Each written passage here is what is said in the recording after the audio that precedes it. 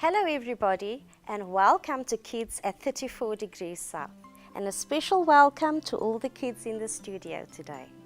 Today our story is going to be about two ungrateful travelers. Now these two men were walking on a long winding road in the heat of summer. Can you imagine how it must feel like walking for hours and hours in the heat? Would you be able to do that? Then one of the travelers turned to the other and said, "If only we could find a lovely big tree where we could just sit under and just relax for a while and just to catch our breath. That would be so great." And as they walked, guess what they saw? They saw a huge, lovely big tree with huge leaves. And this tree was almost shaped like an umbrella. Wow! When they saw that in the distance, they ran to the tree and they said, "Shade at last." And then they got to the tree and they threw down their bags and they relaxed with their backs against the tree and they said, "Wow, this is absolutely great."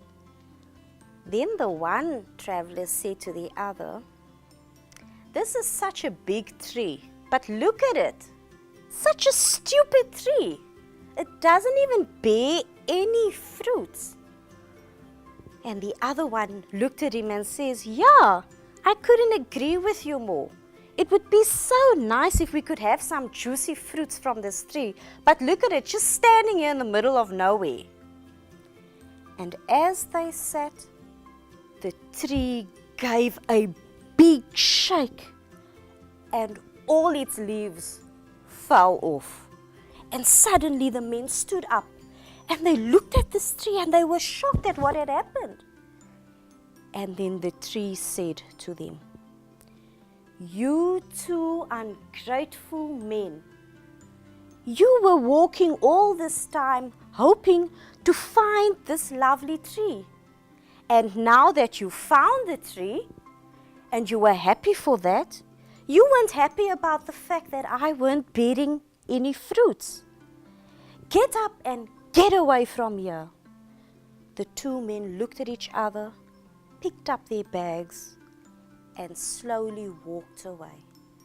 And they felt really, really bad about what they had said.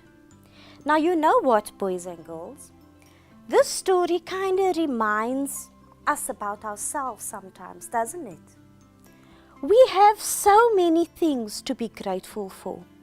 Our moms and dads work very hard to really give us the best they can. And you know what? Sometimes that's not even good enough for us, okay? Sometimes we are in a really comfortable situation. We have lovely homes that we are staying in. We've got beautiful clothes. We own so many things that many other kids out there don't have. And yet, we do not see the value of the things we have. So I need you to remember this story. Okay, when you go back home, you need to really value what you have and appreciate what you have. Will you remember the story? And to our kids at home, let us always remember to be grateful for everything we have. That is all we have for today. Thank you for joining us for our kids' story, and we hope to see you next week again. Bye-bye, everybody.